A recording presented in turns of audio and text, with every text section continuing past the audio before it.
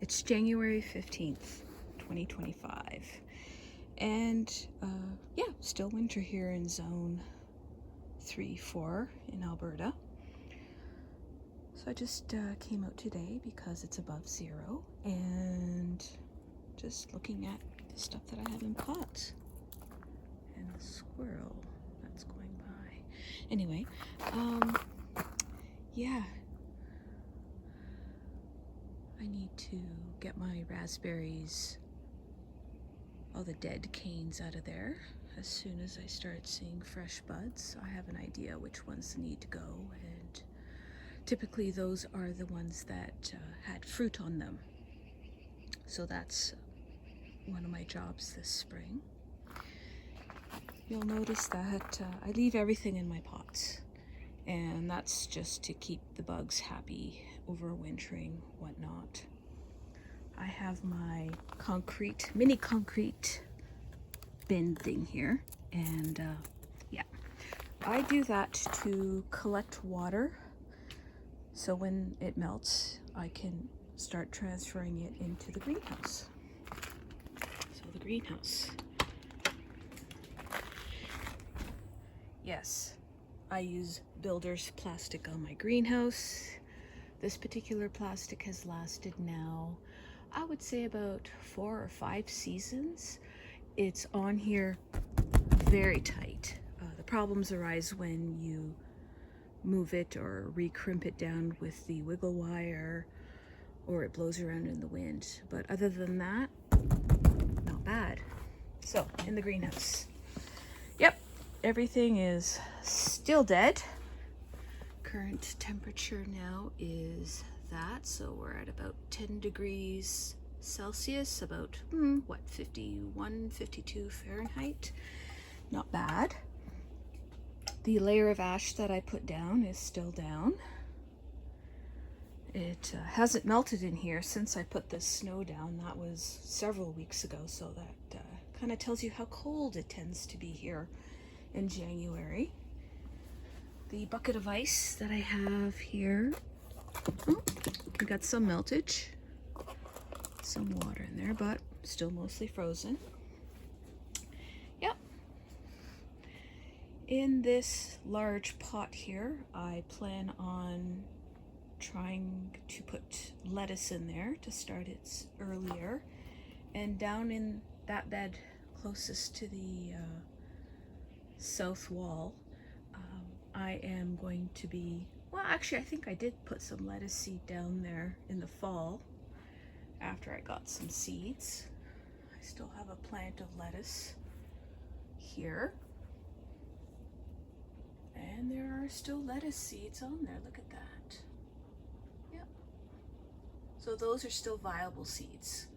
I've done that in the past where I've collected those seeds that have gone through the winter stratification and planted them, and they came up beautifully.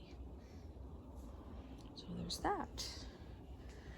This year I'm going to be utilizing buckets instead of pots to do my hanging baskets on, because I find that I do like the volume of soil in there, and if I set these up properly, let me show you here. There it is. I put a hole right there. That's about, what, 4 fingers from the bottom. And I put a spacer in there. And think of a wicking barrel. Exactly the same concept, except it's in a 3-gallon bucket, 12-liter size. And then I top it up with dirt. This last season, 2024, this bucket outperformed all of my bottom draining pots up in the greenhouse, where I used an overhead watering system up there, and I rather liked it. The smaller pot here did the worst. Those did not too bad. This did the best. So yeah, I'm gonna be keeping an eye out for my 3-gallon buckets at the home stores, see if they go on sale, whatnot. If not, well worth the investment in my opinion. I have walking onions. I have a plethora of walking onions. It doesn't seem like much, but on my Instagram, I do believe I posted what my harvest was this year.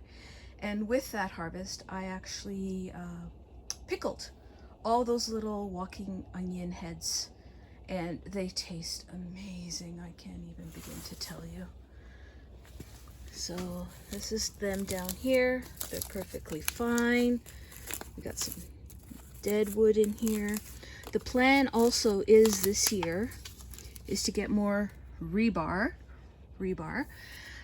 and drop it in on the four corners here to provide some support for these plants when they get really top heavy.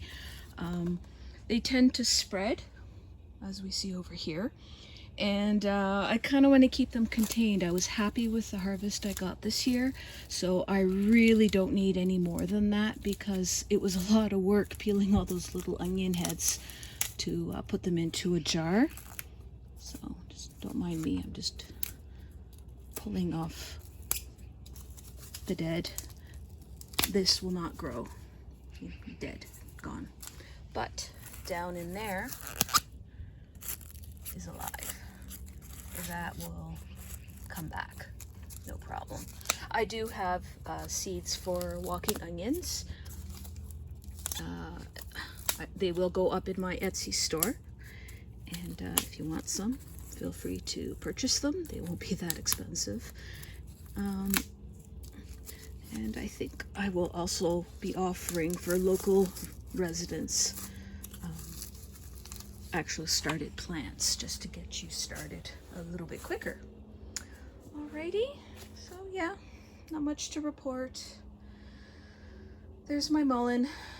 I also have mullein seed up for sale in my Etsy store, so if you want to try growing your own mullein, it has wonderful benefits. It is, it's so furry, look at that. We've had like well below freezing, like -20 Celsius. And look at this, it's perfect. It resisted the cold beautifully. It's so furry, look at that, how furry that is. Beautiful. So yeah, I do have seeds, and I do believe I also have some tomato seeds up in my Etsy store. So yeah, look for the, oh gosh, I don't have a link, but look for Giardino Growers in Etsy. Bye-bye.